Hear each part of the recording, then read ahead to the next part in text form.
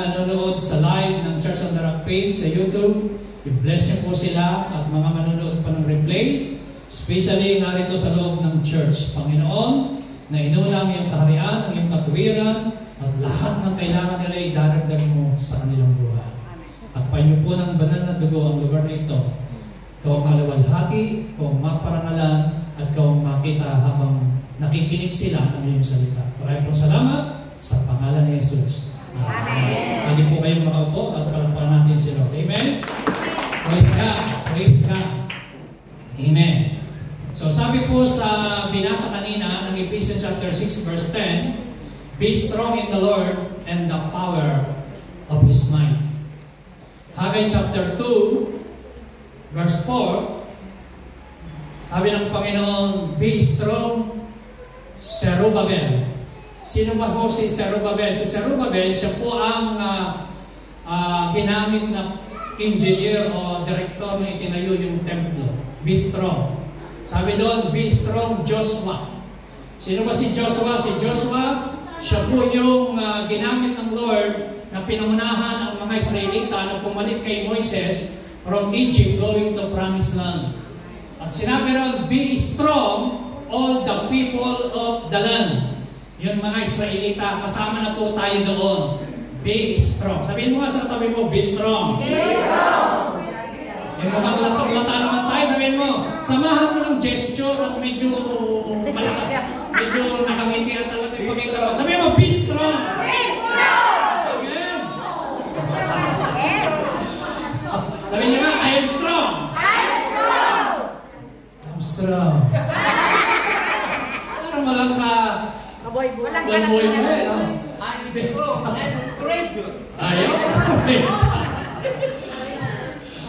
Alam niyo mga kapatid, kung bakit kinakailangan natin pag-usapan na maging strong ang ating pananampalataya, sa maniwala tayo at hindi sa gusto natin at sa ayaw, habang tayo nasa sa lupa, ang sabi ng Bible, according to Jesus Christ, John chapter 11 verse 33, in this world, ibig sabihin, in this earth, you may have trouble, but take heart, overcome the world.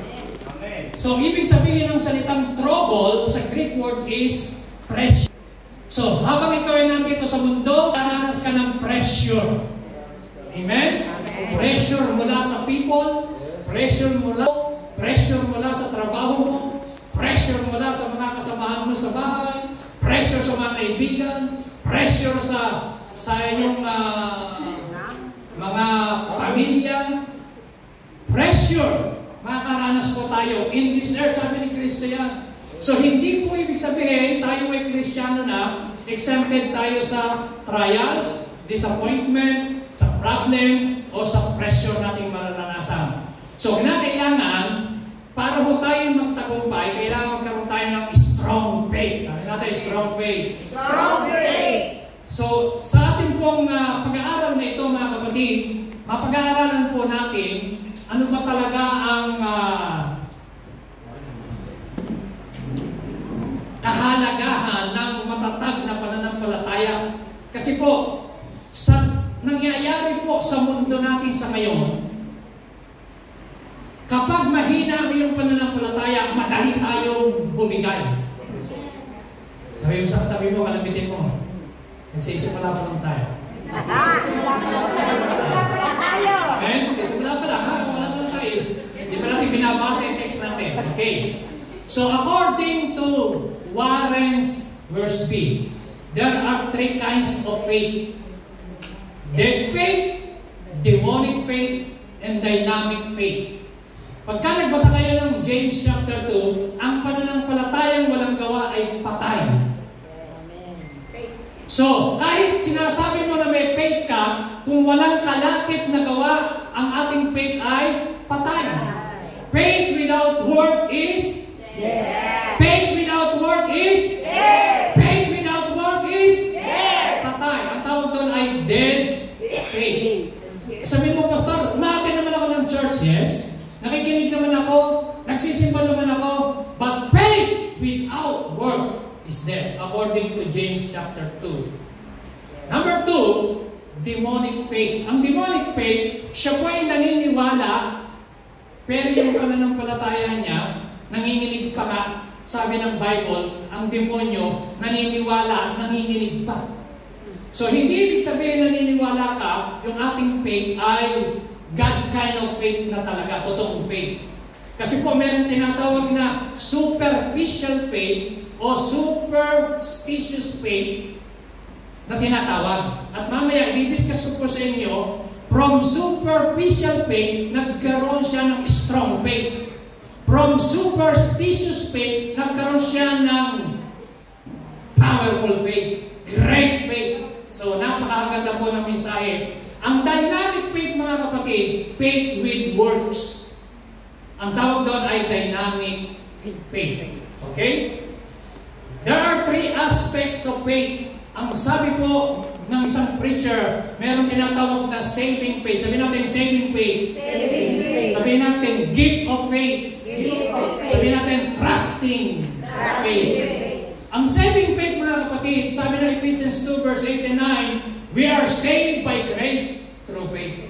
So, ang salvation is not by works. Salvation is not by joining a religion. Salvation is not by membership. Salvation is not by water baptism. Salvation is by grace through faith.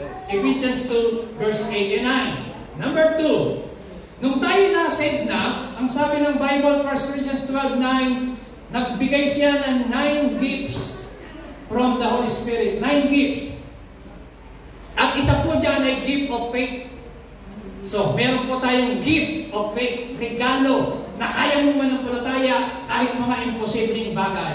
And number 3, ito po ay tinatawag na trusting faith. Sabihin natin, trusting faith. Trusting faith. Ito pong kaya mong i-trust sa Lord, kaya mo magtiwala sa Lord in the midst of storm, in the midst of trials, in the midst of problem, in the midst of adversary. Kaya mong magtiwala sa Panginoon sa kabila nung ikaw ay iiitsa sa pugon na 7 times piniinit, naiiitsa ka sa leon, pero kaya mo pa rin magtiwala kay Lord. Ang tawag dyan is trusting faith. Amen? Amen. So, nasaan po ang ating pananampalataya? Tayo ba ay kabilang sa level 1, level 2, level 3? O tayo po ba ay kasama sa na-save na tayo? Meron tayong gift of faith? O nandun na ba tayo sa trusting faith? Kaya mong, sa kabila ng mga nangyayari sa iyong buhay, kaya mong magtiwala sa Panginoon. There are 3 types of faith according to the Ephesians o sa mga apostol. Number 1, ang tinatawag na the milk faith. Sabihin nyo, the milk faith. Ano po yung the milk faith? Wala siyang gusto kundi inumin kundi gatas. Amen ba? Nakita na ho ba kayo ng bata na siya po ay 17 years old pero naka-pampers pa tapos may hawak na chubon? Wala, ano? So, ang baby, baby. At ang pagkain ng baby, milk. Tama po ba? Amen ba? Okay. So, ang tawag doon, the milk faith. Kaya sabi ng 1 Peter 2, desire the spiritual milk, which is the Word of God. Ito ang salita ng Diyos para magbigay sa atin ng salvation. Ang Word of God po, mga kapatid, ay hinalin tulad sa spiritual milk. Pag ikaw ay baby Christian, so desire the Word of God. Desire the spiritual milk. Ang tawag doon, meron ka palang pananampalatayang baby. Kaya milk ang kinakain mo. Pangalawa, the meat faith. Kumakain ka na ng karne. The faith of the Son of God. Kaya mo nang kainin yung medyo matitigas na sermon. Kaya mo nang tanggapin minsan pagka may mga correction, discipline, may mga review, may mga paalala. So hindi lang puro comfort. So hindi lang po yun, kundi kaya mo na kainin, di ba? Yung mong baby na 1 taon, o 6 na buwan, o 9 months, hindi pwedeng kumain ng karne na bulalo na matitigas. Right? Yes. O, ganun din po ang Kristiyano. So, yung level ng ating pananampalataya, may level po yan. Na tayo po ay dumadaan sa milk faith, and strong meet faith, na maging matatag po ang ating pananampalataya, mga kapatid. Pero gusto ko pong ituro sa inyo yung 3 levels of faith according to Jesus Christ. Si Kristo po, itong nagsabi, si Kristo, mga kapatid, merong 3 levels, 3 level ng pananampalataya na mababasa natin sa Bible na si Kristo mismo ang nagturo sa kanyang mga disciples. Number 1, ang tawag dyan ay no faith. Sabihin natin, no faith. No faith. Mark chapter 4 verse 40, He said to His disciples, "Why are you so afraid? Do you still have no faith?" So ang context niyan, kapag binasa niyo po, nung si Jesus Christ, kasama niya yung mga alagad, nandyan sila sa isang boat, sa isang bangka. Si Kristo natutulog. Ngayon, nung sila'y tatawid sa kabilang ibayo, suddenly, biglang dumating ang napakalakas na storm, wind, at saka ho yung ulan. Talagang binayo yung kanilang bangka. Ginising ng mga disciple, ang Panginoon, sabi ng mga disciple, "Don't you care if we are drowned? Wala ka bang pakialam kung tayo lumubog sa tubig?" Alam niyo, nung si Kristo gumising, sabi niya sa kanyang mga disciple, "Why are you so afraid? Do you still have no faith?" Sabi natin, no faith. No faith. Kaya 3 bagay yan. No faith, little faith, strong faith. Anong klase po ng faith? No faith, strong faith. Ulitin natin. What kind of faith? Level of faith? No faith, little faith, strong faith. Okay. Amen? Amen. So, nasa ang level na po tayo, mga kapatid. Ang sabi ng Panginoon, nung sila nakaranas ng malakas na bagyo at hangin. So, kaya ho, dapat natin pag-aralan ng faith. Sabi ko po sa inyo, darating at darating na hahampasin ng malalakas na alon ang iyong bangka. Ang iyong bangka, ito po ang ating buhay. Kasama nila si Kristo, pero nakaranas sila ng bagyo. So, hindi ibig sabihin, the Lord is with you, exempted ka na sa trials. Hindi ibig sabihin, ang Panginoon nasa iyo, exempted ka na sa problema. Hindi ibig sabihin, ang Diyos ay nasa sa iyo, ikaw ay exempted na sa mga pressure sa buhay. So, itong mga disciple, kasama nila si Kristo sa isang bangka, pero si Kristo natutulog. Inalaw ng Diyos na makaranas sila ng storm and great wind. Nung si Kristo nagising, nirebuke niya, sabi niya sa wind at saka sa storm, sabi niya, "Be quiet." At yung hangin at yung storm ay sumunod sa kanya. At humanga ang mga disciples, sabi nila, ibang klase ito, may authority and power. Pati hangin, pati bagyo, sumusunod sa kanya. So, ganun po ang ating Panginoon. So mga kapatid, gusto kong malaman ninyo na napakahalagang pananampalataya na maging strong kasi po, lahat tayo makakaranas ng mga problema sa buhay. Amen? Amen. Amen ba?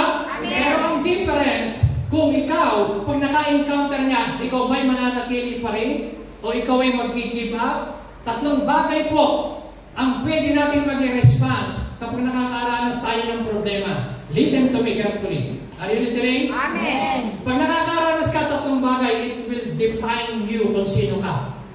Ang isang bahay, halimbawa lahat tayo, dumaan ang bagyo. After ng storm, malalaman mo kung sino matatag ang bahay at mahina. Amen. Yes. After storm. Amen? Amen. Nakita mo yung ibang bahay nag-crash, bumagsak. Yes. Dahil sa bagyo. Dahil hindi maayos ang flood control. May anomalya. So, yung hangin, yung alon, yung tubig, pagdating, bagsak na agad. Amen ba? Yes. Amen ba? Amen. So, kaya napakahalaga, dapat natin maintindihan 3 bagay, mga kapatid. Ang response mo na pwede mong pamimilian kapag naka-encounter ka ng trials, problems sa buhay mo. Tanungin ko po sa inyo, sino sa inyo hindi nakakaranas ng problema? Taas ang kamay. Ibahin natin ang tanong. Sino sa inyo ang sa ngayon nakakaranas ka ng trials sa buhay? Amen. Testing. Ang pananampalataya. Yung iba, wala? Amen. Ha? Meron ba tayo lahat? Amen. Ako rin, meron. tinitest yung faith ko. Hanggang ngayon, wala kami nakikita ang bahay, pero meron kami pinananampalataya ng God will provide. Amen. Hindi ako nag-aalala, natutulog pa rin ako masarap.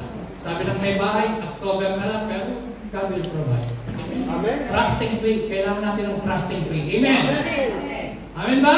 Amen. Sino sa inyo nakakaranas ng pressure sa buhay dahil sa kamay?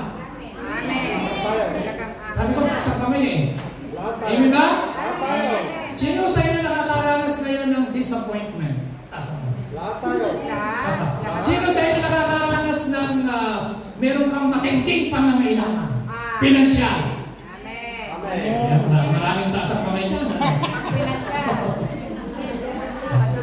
Alam niyo ba, mas malaki ang iyong dinadanas na problema, ibig sabihin, mas inihahanda ka ng Panginoon sa mas malaking misyon. Amen. Kung ano ang size ng iyong paa, yan ang ibibigay na size ng sapatos ng Diyos sa iyo. Amen. Amen. Tama ba?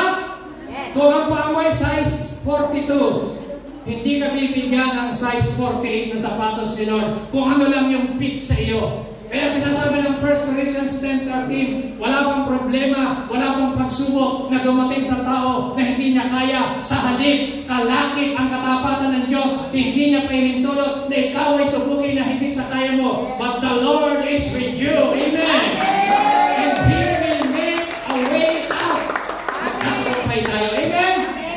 So, maraming Kristiyano ganun. Kamukha ng mga disciple. Kasama nila ang Panginoon, natutulog, pero si Kristo, ang tingin nila wala silang pakialam. Hindi po ba minsan naiisip natin, hindi ba wala bang pakialam ng Diyos sa sitwasyon ko? Hindi ba niya nakikita kung ano yung ginagawa ng asawa ko, yung ginagawa ng anak ko, kung ano yung ginagawa ng amo ko, kung ano yung sitwasyon ko? Hindi ba nakikita ng Lord? Lord, don't you care kung kami lumubog?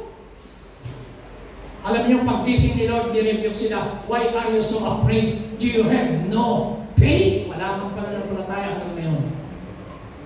Mga kapatid, disciple yan, kasama ng Panginoon. So, hindi ibig sabihin, disciple ka. Hindi ibig sabihin, nag-church ka, nag-develop na yung faith mo. So, kailangan ang faith, maging strong, kailangan ma-develop. Amen! Amen. Amen! Amen. Kasi po, pag hindi na-develop ang ating pananampalataya, pag nakaranas tayo ng trials at problem, pangalawang bagay, una, it will define you. Magdi-define kung sino ka, kung anong klase ka ng pagka-Kristiyano, kung anong merong pananampalataya ka, matatag, mahina, weak, strong, doubting faith, waving faith, anong meron ka pag nakaranas ka ng trials sa buhay. Amen? Pag naranasan mo na ma-scam, diyan mo makikita kung gaano katatakan yung pananampalataya. Pag naranasan mo na iniwan ka ng asawa mo, diyan mo makikita kung gaano katatakan yung pananampalataya. Pag naranasan mo na hindi ka pinisweldo ng iyong amo, diyan mo makikita kung gaano katatakan yung pananampalataya. Pag naranasan mo na walang ka ng trabaho, diyan mo makikita kung gaano katatakan yung pananampalataya. Amen? Amen! Pag nakaranas ka ng problema sa anak, problema sa pamilya, problema sa kalusugan, problema sa pinansyal, mga kapatid, dyan mo makikita kung gaano ka-strong ang iyong pananampalataya. Eh sabi ng iba, Pastor, okay lang ako. Okay ka ngayon kasi hindi ka nakakaranas. Mabigat-bigat. Eh paano kung nakaranas ka na yung kalusugan mo ay nakakaranas ka ng deficiency, humihina ang iyong katawan. At sinabi ng doktor, meron kang cancer. Sinabi ng doktor, may taling ang buhay mo. Where is your faith? Kaya mo ba bang gumiti? Gitiin mo yung katabi mo, where is your faith? Hallelujah! Amen! Amen! Tingnan yung katabi niya, ang gaganda pa rin, di ba? May pinagdadaanan yan. Alam niya yung magagandang ngiti, lagi lang nakakita niya, naka-make up, nakapasaya siya. Pero hindi mo makahalata, may pinagdadaanan. Pero mga kapatid, dumaan lang tayo. Amen. Huwag kang mag-stay dyan. Daanan mo lang. Amen. Daan lang yan. Sabi ni Paul, ako man ay na-lockdown, pero hindi ako, mabuwal man ako, pero hindi ako na-lockdown. Ibig sabihin, na-istanbul tayo, pero huwag kang manatiling nahihiga, tumayo ka pa rin. Amen. Sabi niya, I'm strong. In the Lord. And the power of His might. Minsan, kapatid, sabi ng Panginoon sa kanya, sa mga disciple, kasi pinuuna niya yung mga disciple, si Kristo nagpunta sa mundang nag-pray. Nung bumalik siya, si Kristo naglalakad sa ibabaw ng tubig. Imagine niyo po, naglalakad siya sa ibabaw ng tubig, hanggang sa simyento, sa ibabaw ng tubig. Tapos nakita ng mga 12 disciples, napagkamalan siyang multo. Sabi ng Bible. Sabi ni Kristo, it is I. Ako ito, hindi ako multo. Alam niyo kung minsan, kung nakakaranas tayong mga problema, ang tingin natin mukhang multo. Ang ating tingin iniiba, nagiging iba yung pananaw natin. Kung tingnan na katabi mo, hindi mukhang multo yan. So, napagkamalang multo si Kristo ng mga disciple yan. Naglalakad sa tubig. Tapos sabi ni Kristo, it is I. Ako ito. Sabi niya, huwag ka matakot. Sabi ni Kristo, sabi ni Pedro, sa dinami ng mga disciple, 12, puro lalaki. Imagine niyo po mga lalaki, kilala sa pagiging matapang. Siguro mga boses na puro alto, puro macho. May umiyak sila. Kasi, nung si Kristo sabi ni Kristo, it is I. Sabi ni Pedro, kung talaga pong yan, sabi ni Pedro, hayaan niyo po akong makalakad. Alam mo, sabi ni Pedro, kung talagang ikaw yan, hayaan mo akong makalakad. Alam mo, sabi ni Kristo, simple lang. Come. Makalakad siya. Imagine niyo po si Pedro, bangka ito, kasama ng mga disciple, yung 11 nanonood. Si Pedro dahan-dahan. Diba? Yung kanya, imagine doon sa bangka na safe. Abay, makingisda sila. Alam mo kung nasa bangka ka, mas safe kaysa sa lumangan ka sa tubig. Amen? Pero natin siya, imagine. Are you listening? Amen. Si Pedro, yung 11 nanonood. Sabi ng Panginoon, come! Diba? Pagdating ko ni Pedro, hindi pinabayad yung kapaa niya. Nakatingin sa kay Lord nakalakad siya. Inalis yung pangalawang pa. Nakalakad na naman. Okay ito, supernatural. Hindi normal. Supernatural, bakit? Yung lumakad kasi bawal ng tubig, hindi normal yun. Supernatural yun. Amen? Amen ba? Tanungin ko kayo, gusto niyo bang makalakad sa supernatural na pananampalataya? Amen! Gusto niyo bang maranasan yung supernatural blessing? Amen! Ay, naman. Gusto niyo bang maranasan yung supernatural breakthrough? Amen! Gusto niyo bang maranasan yung supernatural testimony and miracle ng Panginoon? Amen! Look unto Jesus. So habang nakakatingin sa Panginoon, nakakalakad siya sa ibabaw ng tubig. Normal lang. Wow, supernatural. Amen? Amen.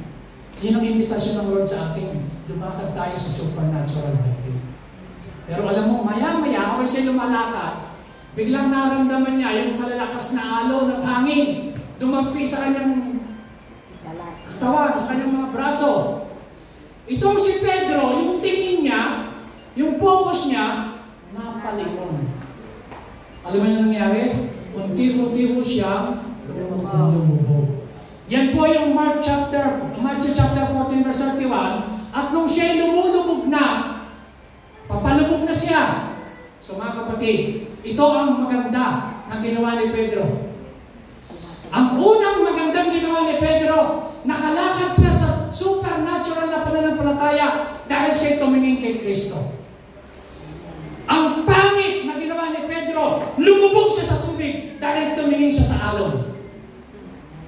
Pangalawa, magandang ginawa ni Pedro, nung siya'y papalubog na ng tubig, siya po ay umiyak. He cried out to the Lord. Sabi niya, Lord, save me. Yun ang magandang pangalawang ginawa ni Pedro. Ang ginawa ni Kristo, sabi doon, immediately, Jesus reached out His hand and caught him. Ano sabi ni Kristo? You of little faith, why did you die? Why did you die? Ang liit ng iyong pananampalataya. So meron silang ng faith. Nung una, no faith. Ngayon, meron na silang little faith. Sorry, little faith. Why did you doubt? Sabi mo sa tabi mo, huwag kang magdududa. Sabi mo, huwag mong pagdudahan. Kapatan ng Diyos. Amen? Amen ba? Amen. Amen? Amen. Why did you doubt? Kasi pag ikaw ay nagduda, huwag kang umasang tatanggap. Ang sabi ng Book of James. Yung dalawa-dalawa ang isip, tatanggap ako ngayon, bukas, hindi, tanggap, hindi. Double-minded. Huwag kang umasang tatanggap ang sabi ng Bible.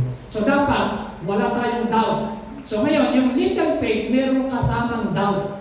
Pagka yung faith mo malinggit pa, may kasamang pagdududa.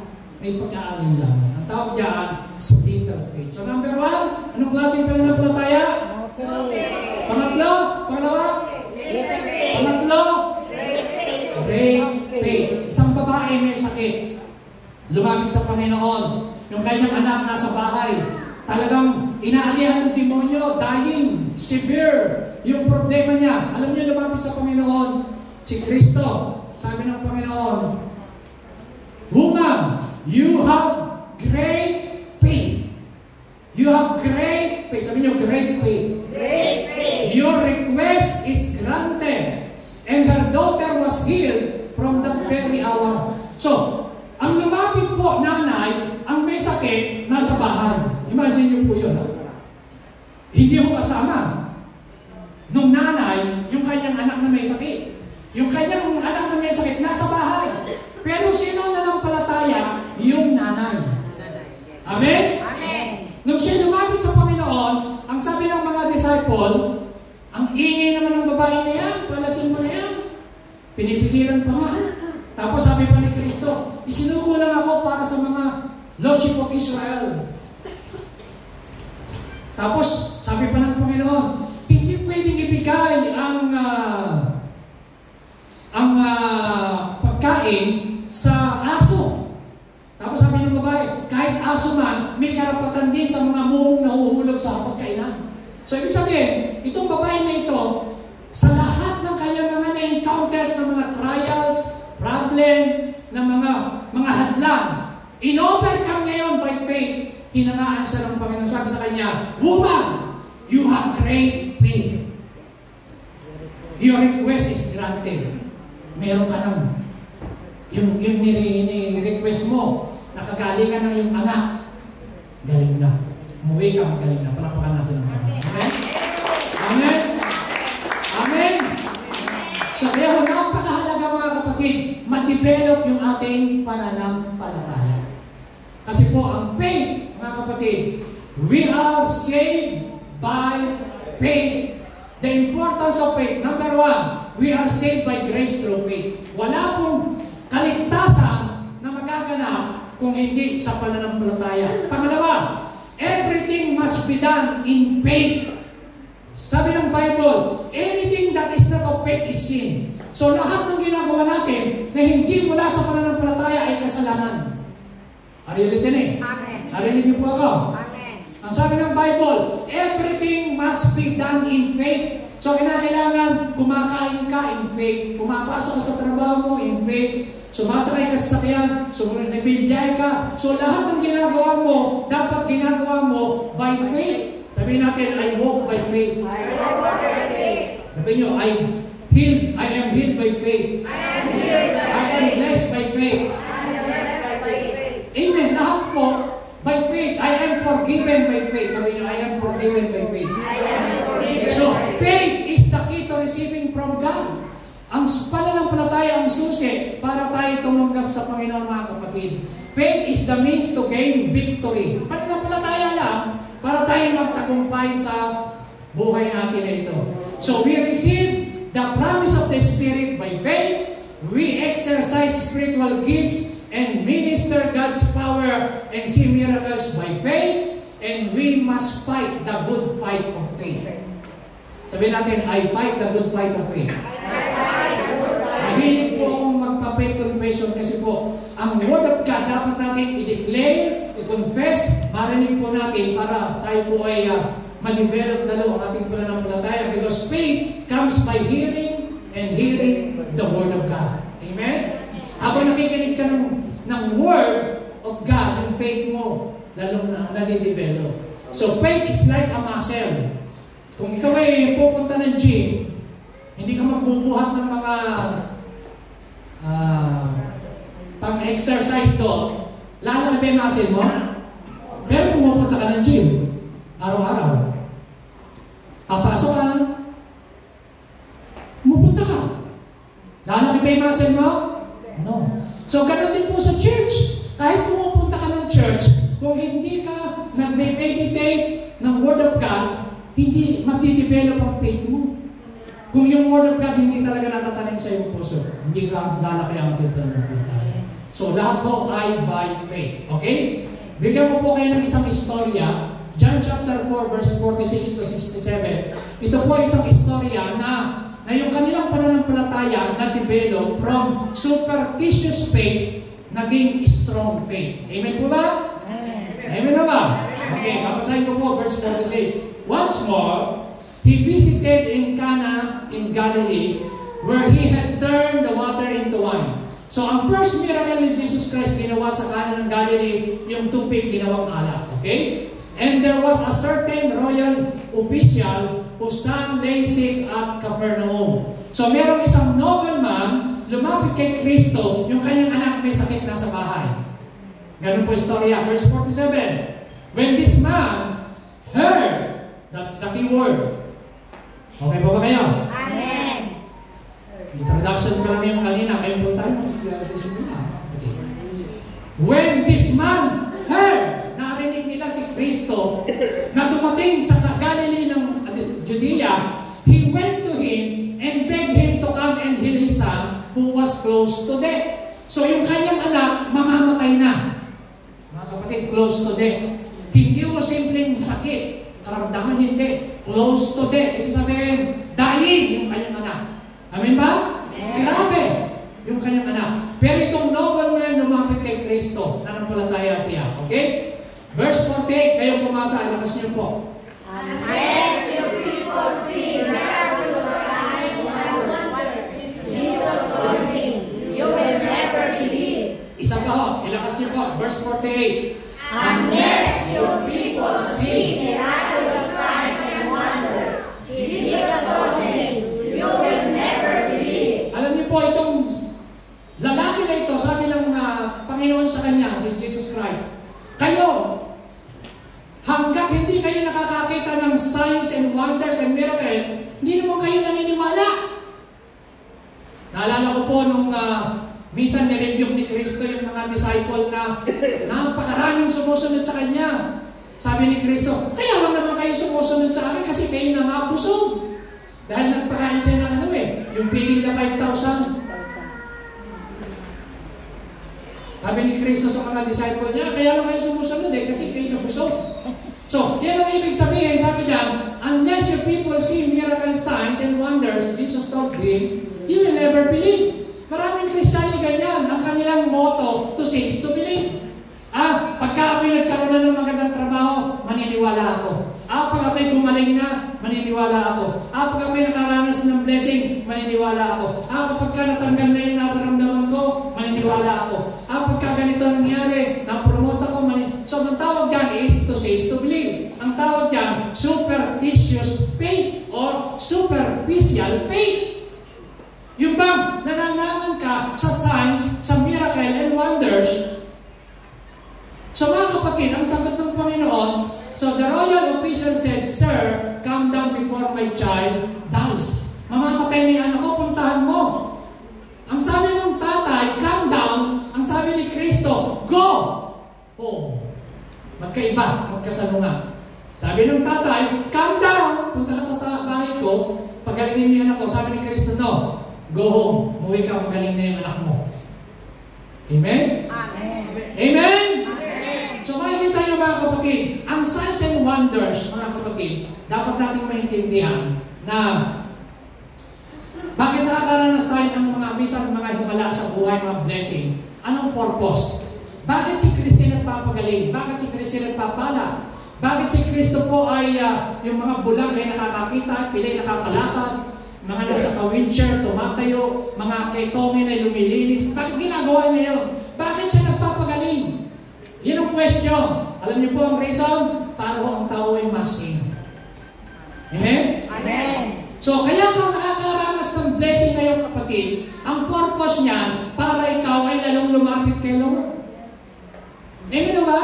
Amen. Kaya lang problema, maraming Christian, kung kailan maraming blessing, doon sila napapalayo kay Lord. Napapalayo dahil sa dami ng part-time.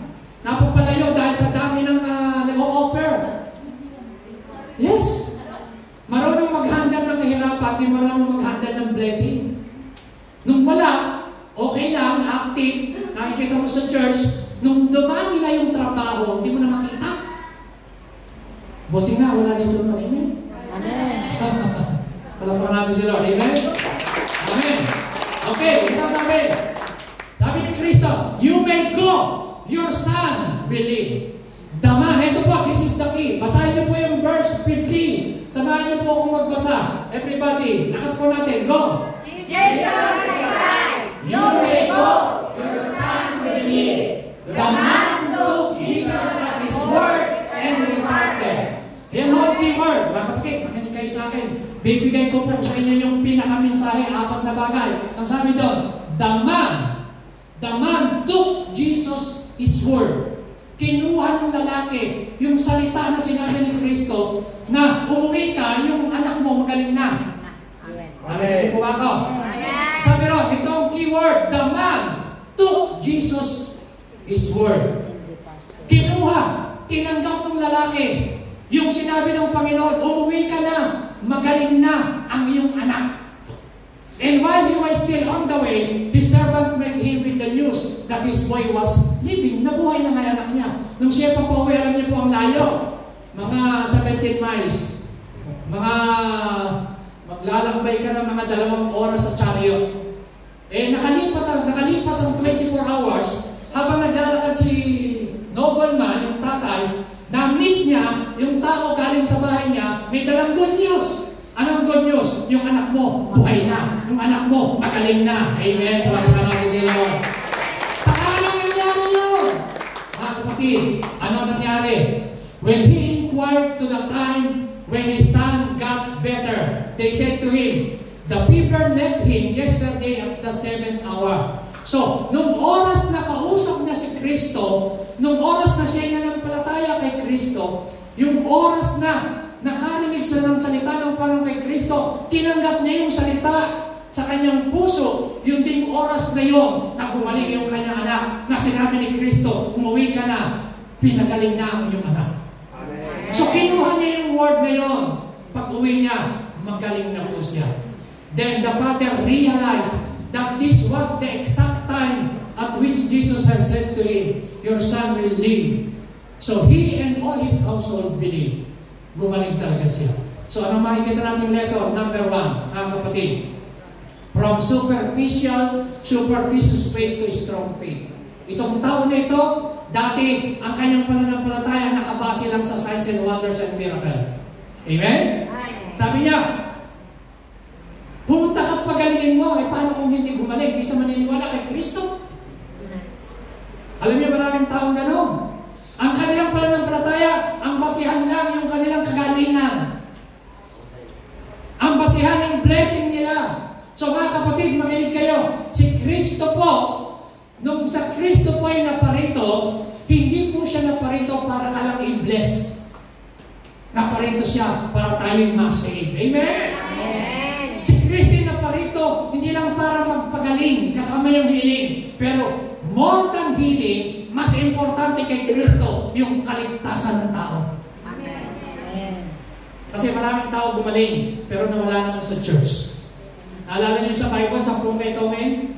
Siya may nawala, isa lang ang bumalik. Nagpasalamat. So kaya hindi ibig sabihin, yung signs and wonders and miracle ay katunayan na ang tao ay lalago yung kanyang pananampalataya. Amen. Are you listening? Amen. So unless you people see miracles, signs and wonders, Jesus told him, you never believe. So mga kapatid, huwag tayong magdepende sa signs and wonders and miracle.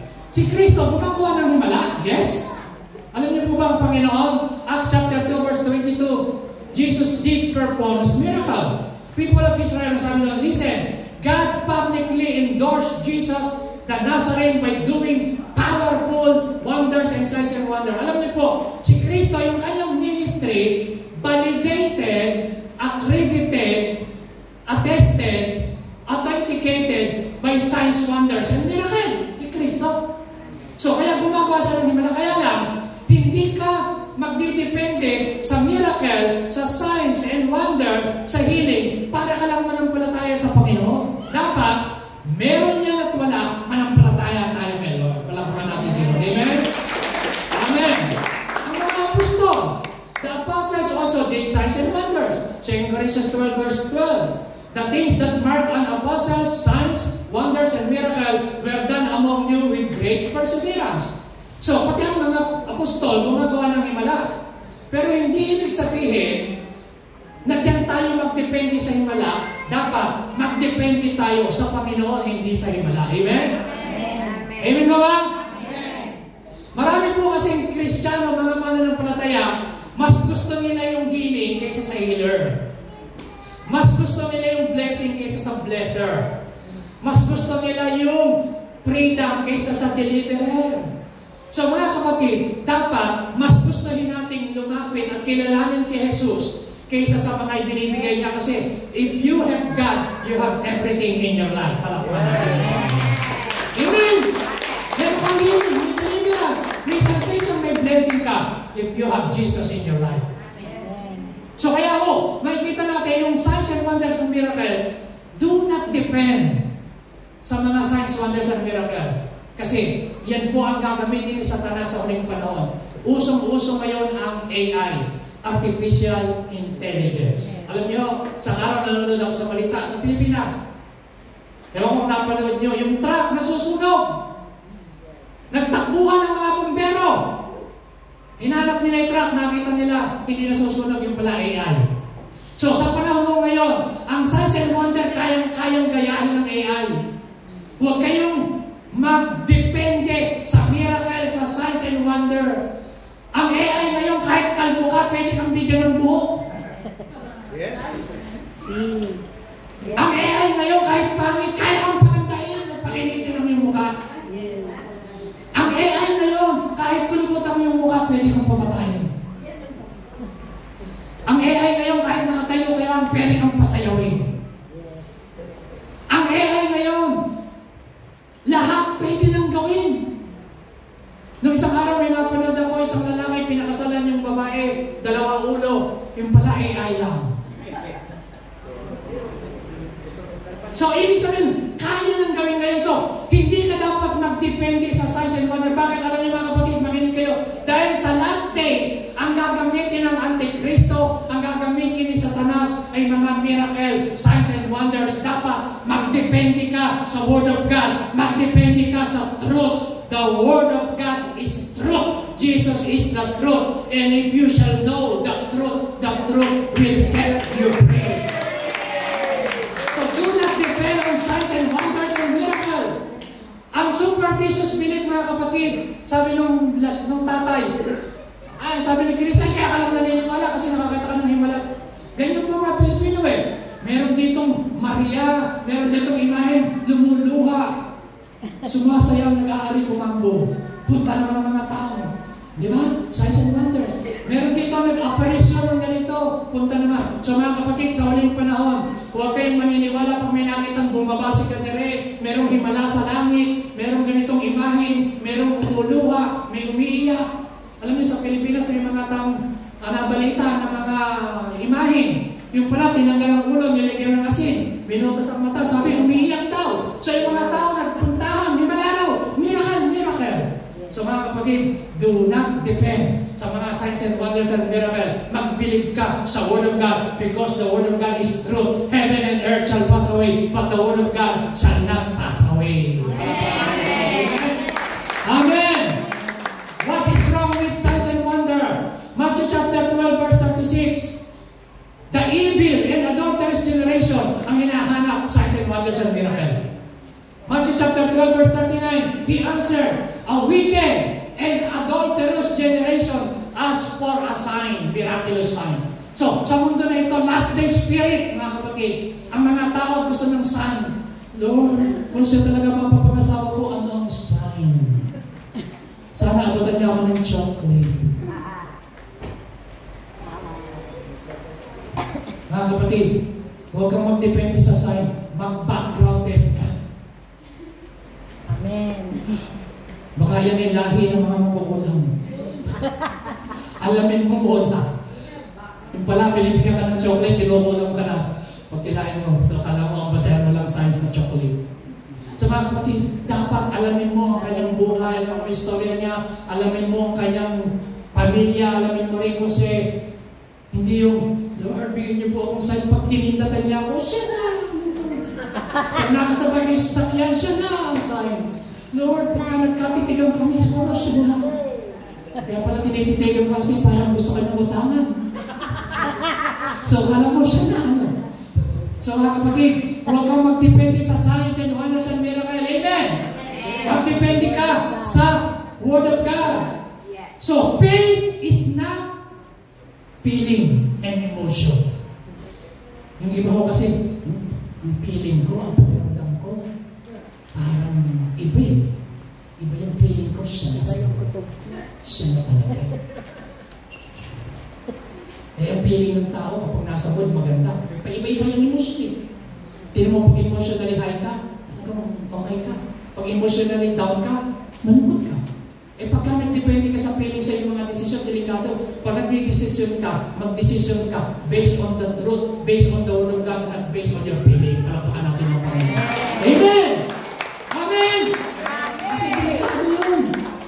Delikado.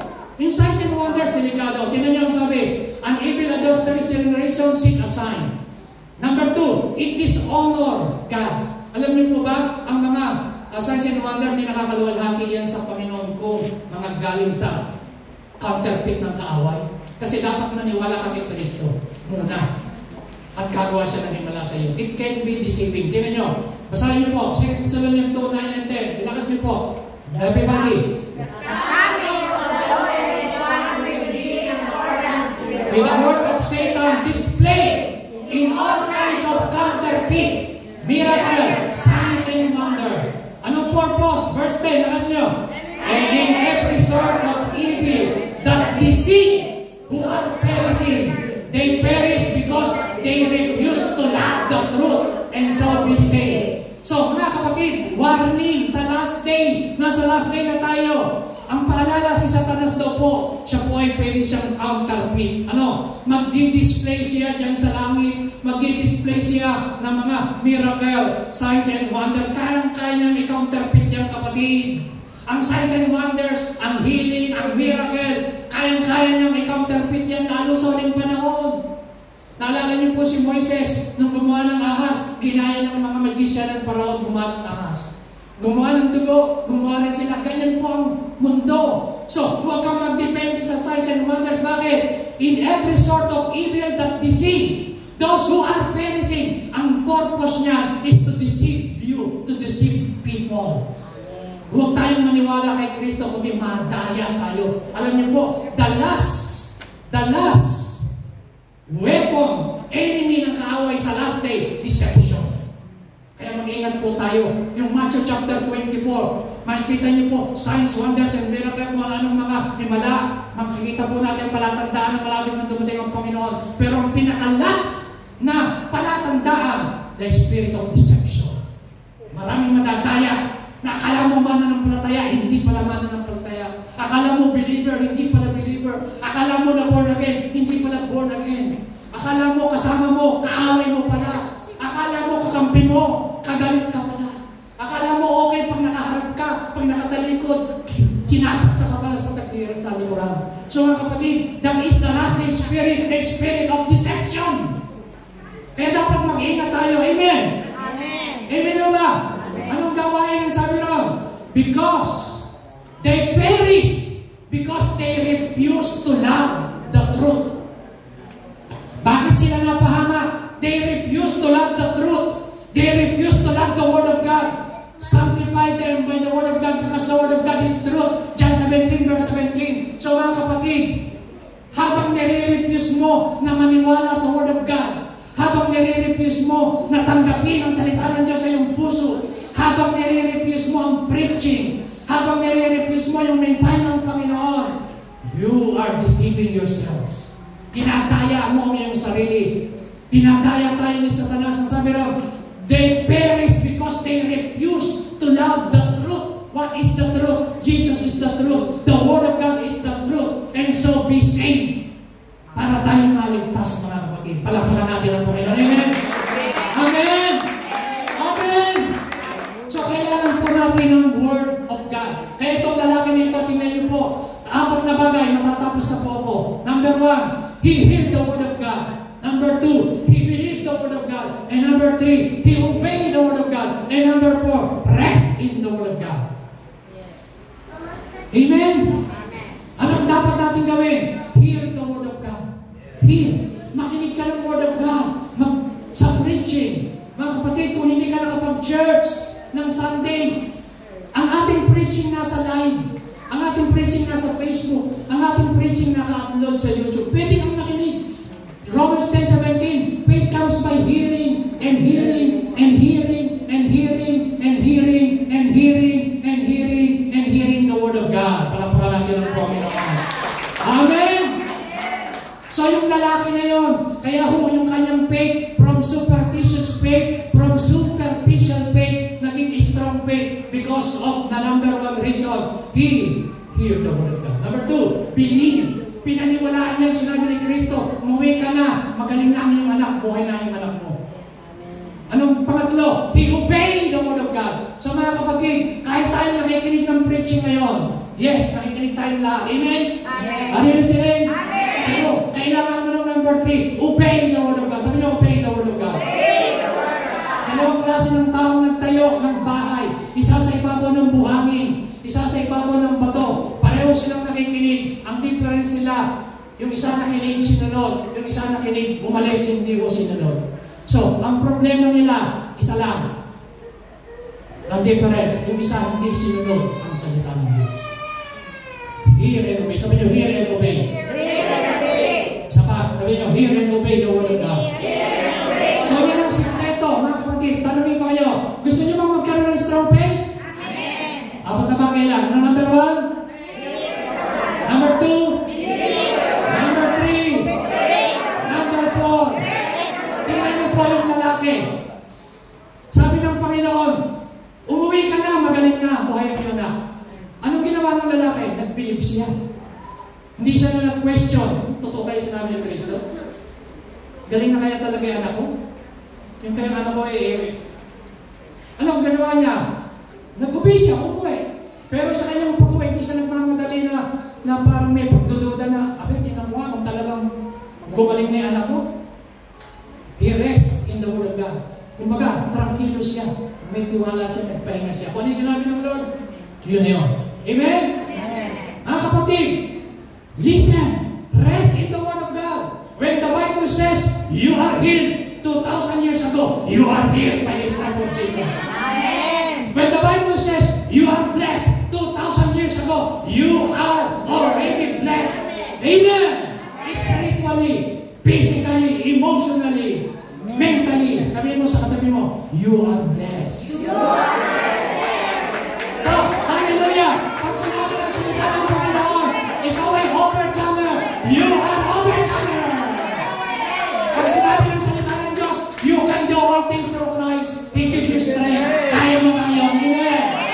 So that is rest in the Word of God. Kung anong sinabi ng salita ng Panginoon.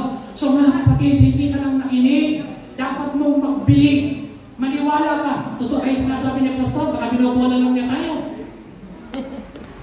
Hindi po. Totoo ang sinabi ng salita ng Diyos. Believe in the integrity of God's Word. The Word of God 7 times purified. Heaven and earth shall pass away, but the Word of God shall not pass away. Amen. Amen. Ang salita ng Diyos ay totoo, mga kapatid. So kailangan mong makinig ng sermon. Makinig. Tingnan nyo, ang tao habang nakikinig ng balita sa Pilipinas, paulit-ulit na flood control. Galit na galit ang mga tao, di ba? Galit na galit. Kasi paulit-ulit dapat pakinggan yun eh. Negative yun. Negative side. Pero kung ikaw pakinggan mo yung salita ng Diyos, hallelujah.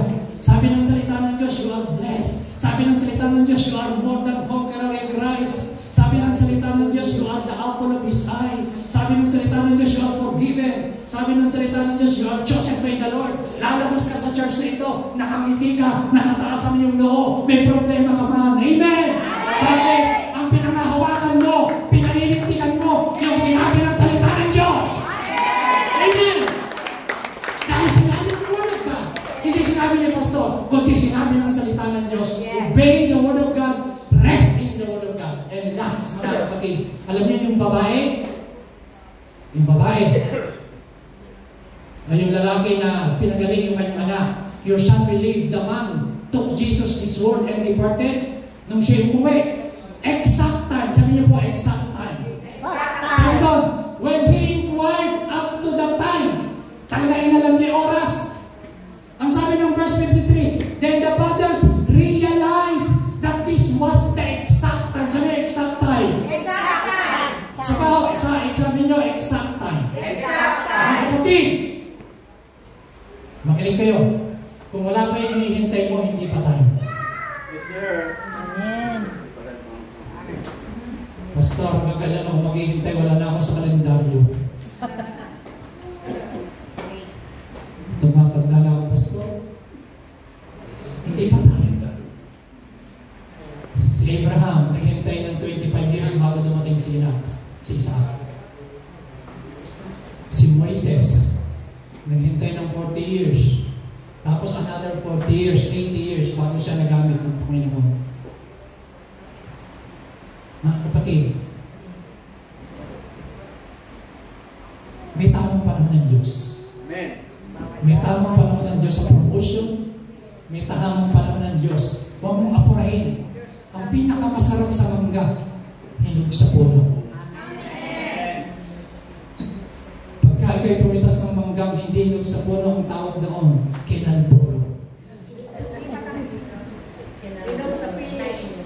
Hinog sa pili. Mapilita. Oh. Kaya kapag ikaw'y nag-apura sa iyong mga kasama sa buhay, hindi pa panahon, pinilit mo, ang tawag dyan, kinalburong relasyon. Kaya yung relasyon mo maasim. Pero kapag hinog sa puno, matamis. You have joy every day. Amen? Tulad ko, lagi ako may kagalakan. Dahil hinog sa puno. Hinog sa panalangin. Amen ba? So exact time, sabi niyo exact time. Alam niyo ho, ang Panginoon hindi nauna, ang Panginoon hindi nalilig. Yes. Exact time. Sabi niyo, Pastor, ibig sabihin nung pagkapunta ka rito, panahon ng Diyos, time na yun, perfect timing. Palakpakan natin ng Diyos. Amen? Yung pagpunta mo rito sa church, ngayon ay nakaupo ka dyan kapatid, kahit kayong dalawa, hindi ho aksidente na napunta kayo dito. Ito ay perfect timing ng Lord. With the Lord, mahal kayo ng Panginoon. God has a wonderful plan para sa inyong buhay. Amen? This is the exact time. Naging ng Diyos sa lupa ito. Hindi po aksidente. Walang aksidente sa Panginoon. Yes. So ano sabi ng Bible? At the right time, the Lord will make it happen. So kung pinangyari ng Diyos, galing ka sa ibang bansa, dinala ka sa Spain, God will make it happen. Pinangyari, palakpakan natin si Lord. Amen? Kung hindi ka pa napopromote, maghintay ka ng tamang panahon. Si Joseph, from prison to palace. Pero ilang taon siya sa loob ng kulungan. Hanggang siya sa kulungan naghihintay. Pero pag alis siya ng kulungan, ipinaromote siya sa palasyo. Lahat ng kayamanan ng buong Panginoon pinagtiwala sa kanya. That is promotion comes from the Lord. Palakpakan natin si Lord. Amen. Sabihin natin, at the right time, the Lord will make it happen. Ecclesiastes 3:11, kayong bumasa. He has made everything beautiful in its time. Palakpakan si Lord. So, ibig sabihin, lahat ng bagay na pangit sa buhay mo, kayang pagkantahin ng Diyos. Amen. Kung meron ka nararanasan pangit ngayon, maging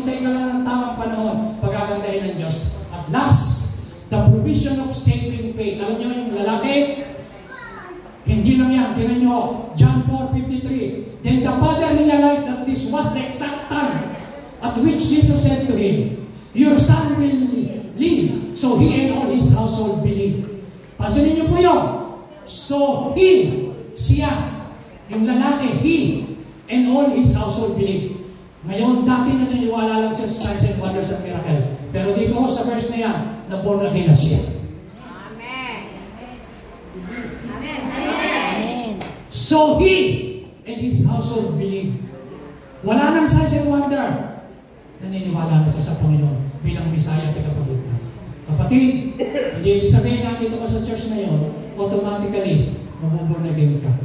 Mararanasan ng regeneration. Dapat, makinig ka ng Word of God, itanong ang salita niyo sa puso, tanggapin mo siya as your personal Savior and tayo pong lahat mo. Thank you, Jesus. Amen. Amen. Tayo pong lahat mo.